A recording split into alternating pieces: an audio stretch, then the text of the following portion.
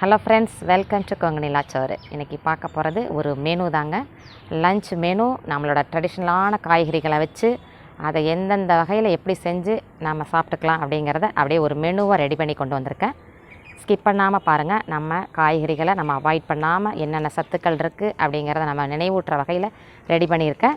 Skip பண்ணாமல் பாருங்கள். நம்ம சேனலை ஃபஸ்ட் டைம் பார்க்குறீங்கன்னா சப்ஸ்கிரைப் பண்ணி வச்சுக்கோங்க. வாங்க நம்ம எப்படி செய்கிறதுன்னு பார்க்கலாம்.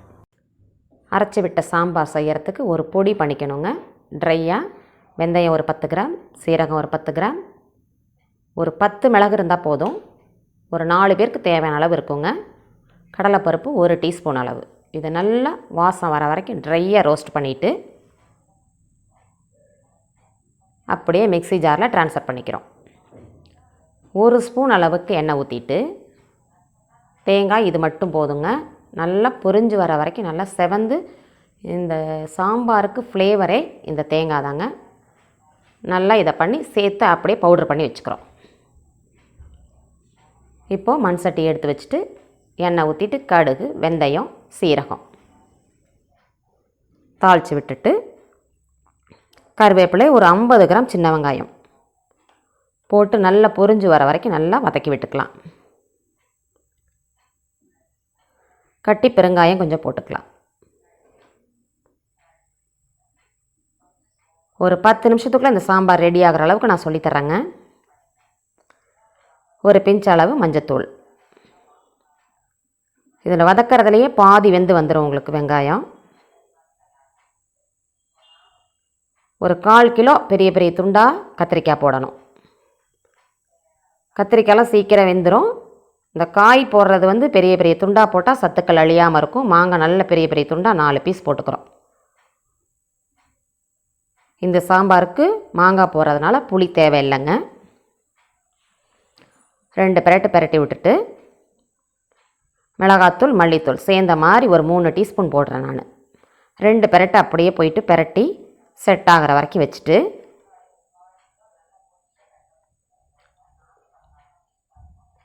தேவையான அளவு தண்ணி ஊற்றுறோம்.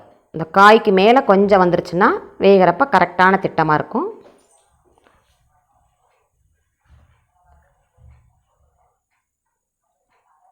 ஒரு 10 நிமிஷத்துக்குள்ளேயே இந்த காயெல்லாம் வெந்துடும். தேவையான அளவு உப்பு போட்டு கொதிக்கிற வரைக்கும் வெயிட் பண்ணலாம். மாங்காவும் கத்திரிக்காயும் ஒரே சமயத்தில் வேகுங்க கரெக்டாக. கொதி வந்துருச்சு. இன்னொரு 5 நிமிஷத்தில் ரெடி ஆயிரும்.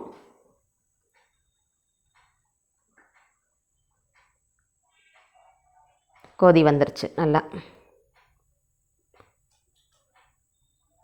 இப்போ நம்ம குக்கரில் இப்போது ஒரு முருங்கைக்காய், தக்காளி, பருப்பு, மஞ்சத்தூள் போட்டு வேக வச்சுருக்கேங்க. நம்மளுக்கு வேக வைக்கிற டைம் கொஞ்சம் சேவ் ஆகும். இந்த காய் அப்படியே உடையாமல் இருக்கு பாருங்க. அப்படியே இதை எடுத்து அப்படியே இதில் நம்ம கொட்டியாச்சுப்போம். தனித்தனியாக வேகிறப்ப ஒன்று குழஞ்சிருக்கும், ஒன்று குழையாமல் இருக்கும். இது அப்படியே பெரிய பெரிய துண்டுகளாக போட்டால் சீக்கிரம் வெந்துடும். குழம்பு நல்லா கொதிச்சிருச்சு. ஒரு 5 நிமிஷத்தில் நமக்கு ரெடி ஆயிரும். நம்ம அரைச்சி வச்ச பொடியை இப்போ போட்டுடுறோம். அந்த தேங்காய் நம்ம பொரிச்சதுனால அந்த வாசம் நல்ல ஃப்ளேவராக இருக்கும். ஈஸியாக ஒரு 10 நிமிஷத்துக்குள்ளே நமக்கு குழம்பு ரெடி ஆகிட்டுங்க.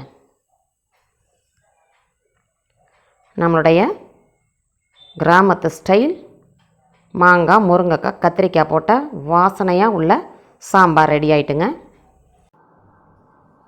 மிளகு குழம்பு செய்கிறதுக்கு மண் சட்டி எடுத்து வச்சிட்டோங்க. நல்லா ட்ரை ரோஸ்ட் பண்ணிக்கிறதுக்கு ஒரு 2 டீஸ்பூன் அளவு மிளகு போட்டுக்கிறோம். நல்லா வெடிக்கிற வரைக்கும் நல்லா சிம்மிலையே வச்சுட்டு, சூடு வந்ததுக்கப்புறம் சிம்மிலையே வச்சுட்டு வறுத்துட்ருக்கணும். சீரகம் ஒரு 1/2 டீஸ்பூன் போட்டுக்கிறோம். அந்த சூட்லேயே நல்லா பொரிஞ்சு வெந்துடும். அதை அப்படியே ஒரு பிளேட்டுக்கு ட்ரான்ஸ்ஃபர் பண்ணிக்கிறோம். துவரம்பருப்பு 1 டீஸ்பூன் அளவு, கடலைப்பருப்பு ஒரு 1/2 டீஸ்பூனு, ரெண்டையும் அப்படியே ட்ரையாக செவர வறுத்து விட்டு கருகாமல் நல்லா செவர வதக்கி விட்டுட்டு அதையும் அந்த பிளேட்டில் அப்படியே ட்ரான்ஸ்ஃபர் பண்ணிக்கிறோம். கொஞ்சம் கட்டி பெருங்காயத்தை போட்டு பொரித்து அதிலையே போட்டுக்கலாங்க. பவுட்ரு இருந்ததுன்னா தாளிக்கிறப்ப போட்டுக்கலாம். இதை அப்படியே பவுட்ரு பண்ணி வச்சுக்கிறோம். இப்போ தாளிக்கிறதுக்கு ஒரு 3 டீஸ்பூன் அளவு எண்ணெயை விட்டுட்டு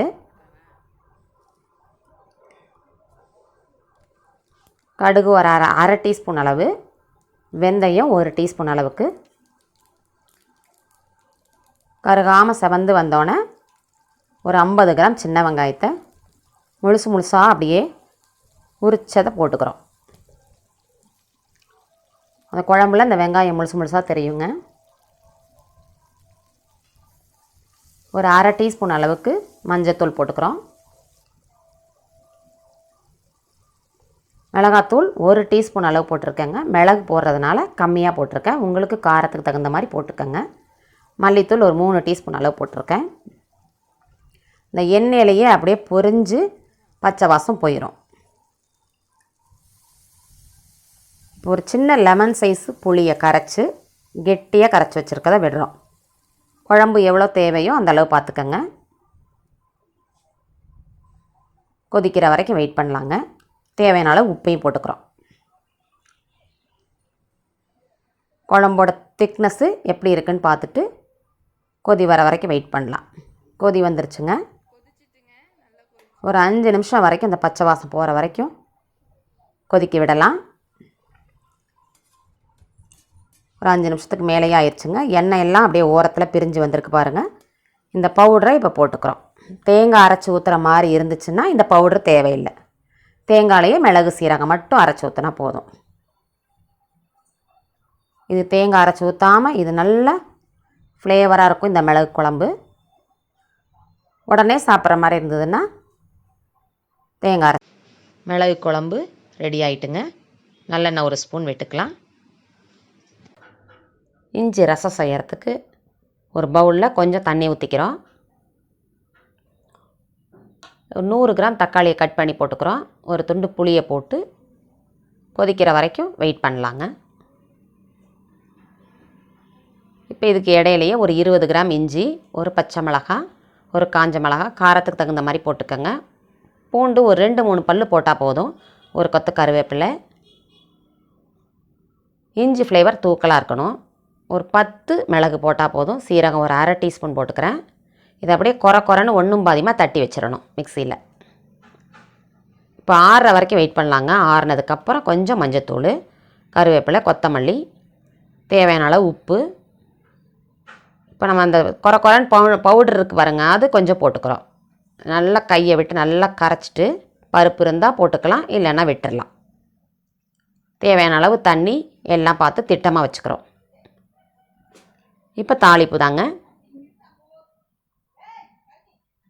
கொஞ்சம் எண்ணெய் விட்டுட்டு கடுகு, ஒரு காஞ்ச மிளகாய், கட்டி பெருங்காயம் நல்லா வாசமாக இருக்கும். பொரிஞ்சதுக்கப்புறமா பாதி இருந்ததை எடுத்து போட்டோம்னா வதக்கிறப்ப நல்ல ஃப்ளேவராக இருக்கும். இந்த கரைச்சி வச்சுருக்க ரசத்தை எடுத்து ஊற்றிடுறோம். ரசம் கொதி வரக்கூடாதுங்க. அப்படியே நுரக்கட்டி ஓரமாக வர வர நம்ம இறக்கிற வேண்டிதான். நம்மளுடைய இஞ்சி ரசம் கொதி வரப்போகுது. நல்லா சைடெல்லாம் கொதிச்சுட்டு வர்றதுக்கு ரெடி ஆகிட்டு இப்போ நம்ம ஆஃப் பண்ணிடலாம். நம்மளுடைய இஞ்சி ரசம் ரெடிங்க. வெண்டைக்காய் பொரியல் செய்கிறதுக்கு ஒரு 5 டீஸ்பூன் அளவுக்கு எண்ணெய் ஊற்றிக்கிறோங்க. எண்ணெயிலேயே நம்ம பண்ணுறதுனால வெண்டைக்காய்க்கு மட்டும் எண்ணெய் ஜாஸ்தி தேவைப்படும். கடுகை போட்டுக்கிறோம் தாளிக்கிறதுக்கு. பெருங்காயம் கொஞ்சம் போட்டுக்கலாம். ஒரு 150 கிராம் பொடியாக கட் பண்ண வெங்காயம் போட்டுக்கலாம்.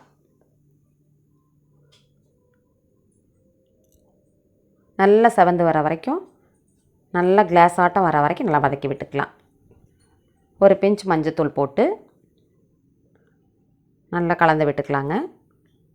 இந்த பொரியல் பார்த்தா அந்த எல்லோ கலரில் இருக்கும், கொஞ்சம் பார்க்க நல்லா கலர்ஃபுல்லாக இருக்கும். இந்த வெங்காயம் வதங்கிறதுக்கு தேவையான அளவு உப்பு போட்டுக்கலாம்.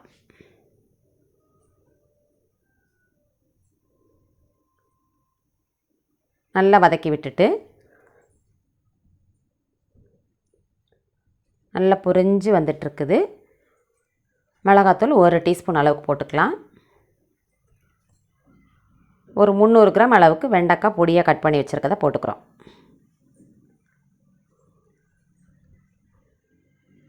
வெண்டைக்காய் சீக்கிரமே நல்லா குக் ஆயிருங்க. நல்லா பிரட்டி விட்டு இந்த வெண்டைக்காய்க்கு தேவையான அளவு உப்பு போட்டுக்கலாம்.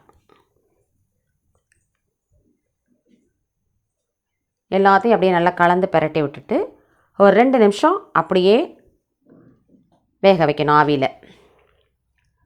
அதுலேயே நல்லா வதங்கி வந்துடுங்க. அந்த கலர் மாறாமல் இருக்கும். 2 நிமிஷம் அப்படியே மூடி வச்சே வேக வச்சுட்டு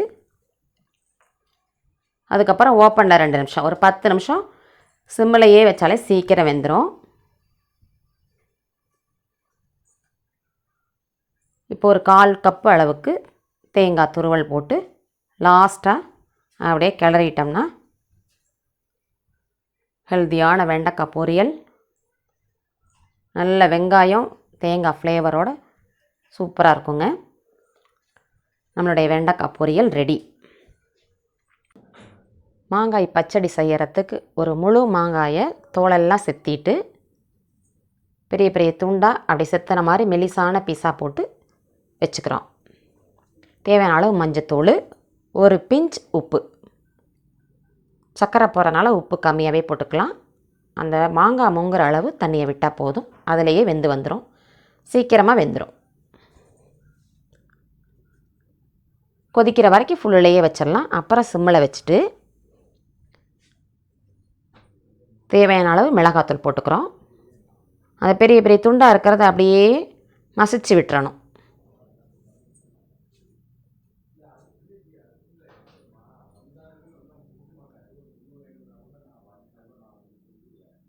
மாங்காய் நல்லா வெந்துட்டு வருது.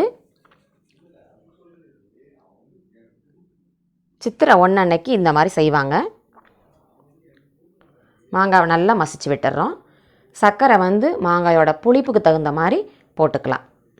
நாட்டு சர்க்கரை தான் போட்டிருக்கேங்க. நீங்கள் வெல்லம் எது வேணாலும் போட்டுக்கலாம். கல் மண் தூசிலாம் இல்லாமல் இருக்கும் இந்த சர்க்கரை.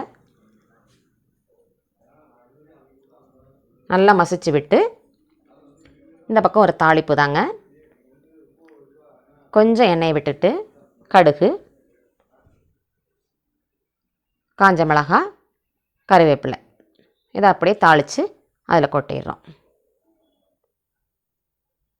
தேவையான அளவு தேங்காய் துருவல் கொஞ்சம் போட்டுட்டு நம்ம மாங்காய் பச்சடி ரெடி ஆகிட்டுங்க.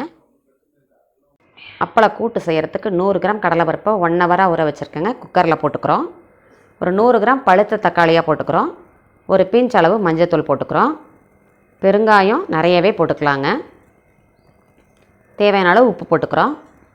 மிளகாத்தூள் ஒரு 1/2 டீஸ்பூன் போட்டுக்கலாம். அந்த பருப்பு முங்குற அளவு தண்ணியை ஊற்றி 3 விசில் விட்டுடுறோம். பருப்பு நல்லா வெந்திருக்கணுங்க, குழஞ்சிருக்கக்கூடாது, முழுசாக தெரியணும்னு. தக்காளிலாம் நல்லா வெந்து வந்துருச்சு. இப்போ கடாயை எடுத்து வச்சிட்டோம், எண்ணெய் ஊற்றிட்டோம். கடுகு ஒரு 1/2 டீஸ்பூன் போட்டுக்கலாம்.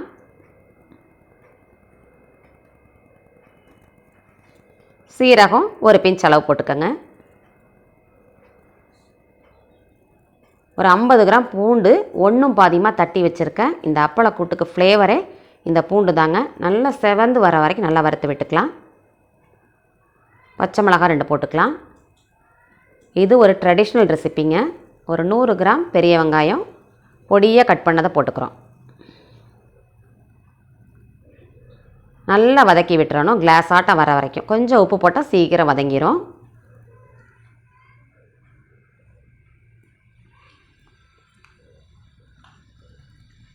நல்லா வதக்கி விட்டுட்டு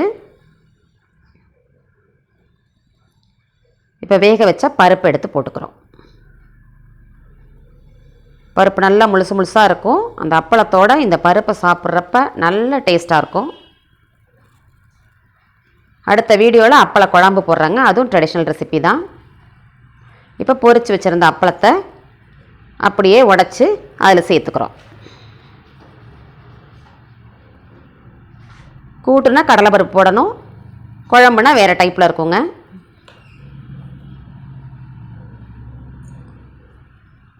அப்படியே அதிலே கடலைப்பருப்போடு சேர்ந்து அப்பளம் ஊறி வந்துடும்.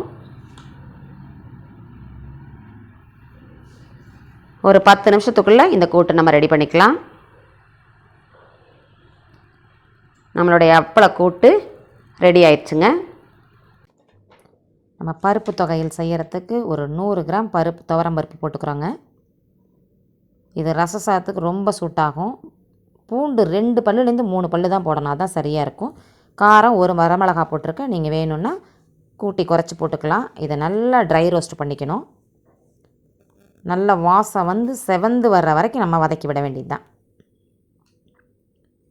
இதில் சில பேர் கொஞ்சம் தேங்காய் சேர்க்குறாங்க, தேவையான சேர்த்துக்கலாம். ப்ராப்பராக பண்ணாக்கா இது மட்டுமே போதுங்க. நல்லா செவந்துருச்சு நமக்கு. இதில் தேவையான அளவு உப்பை போட்டு ஃபஸ்ட்டு மிக்சியில் லேசாக பிப்பரில் அடிச்சுக்கிறோம். அதுக்கப்புறம் கொஞ்சம் தண்ணி ஊற்றி வலுவலுன்னு அரைச்சிடக்கூடாது. ஒரு ரவையை விட ஒரு பெரிய பக்குவத்துக்கு ரெடி பண்ணிக்கணும். நம்ம தொகையல் ரெடி. வாழைப்பூ வடை செய்யறதுக்கு ஒரு வாழைப்பூவை சுத்தம் பண்ணி பொடியாக கட் பண்ணி வச்சுருக்கோம். 100 கிராம் கடலைப்பருப்பை 1 ஹவர் ஊற வச்சுருக்கேன். அந்த ஊற வச்ச கடலைப்பருப்பு, 2 காஞ்ச மிளகா, 2 பச்சை மிளகா, 2 போட்டால் நல்லாயிருக்கும். கருவேப்பிலை, 2 பல்லு பூண்டு, 1 டீஸ்பூன் அளவு சோம்பு, தேவையான அளவு உப்பை போட்டு நல்லா கொரன்னு தண்ணி விடாமல் பொலன்னு அரைச்சி வச்சுக்கணும். குருணை ஆட்ட பக்குவத்தில். அப்போ தான் வடை நல்லா மொறுமொறுன்னு இருக்குங்க. இது கூட ஒரு 100 கிராம் பெரிய வெங்காயம் பொடியாக கட் பண்ணது, கருவேப்பிலை, இந்த வாழைப்பூ க்ளீன் பண்ணது எல்லாத்தையும் போட்டு அழுத்தமாக பிசைஞ்சிடணும்.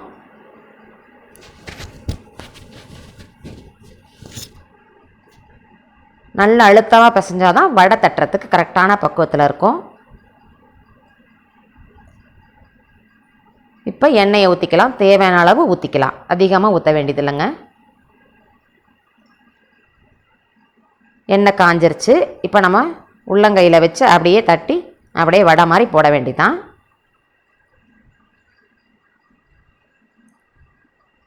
அப்படியே தட்டி தட்டி வச்சுருந்து அப்படியே போட்டுக்க வேண்டியதான். ஒரு 2 நிமிஷம் அப்படியே விட்டுறணும். கரெக்டான பக்குவத்தில் இருந்ததுன்னா நமக்கு கரெக்டாக வரும், உதிராமல் வந்துடும் பாருங்கள்.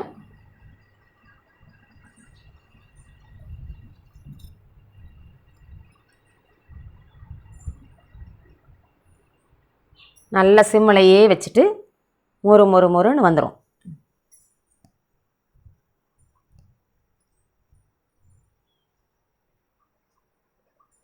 சிம்மில் வச்சுட்டு வறுத்தோம்னா உள்ளாரெல்லாம் நல்லா வெந்துடும். நல்ல கலர் மாறி வர வரைக்கும் வெயிட் பண்ணிவிட்டு நம்மளுடைய வாழைப்பூ வடை ரெடி ஆகிட்டுங்க.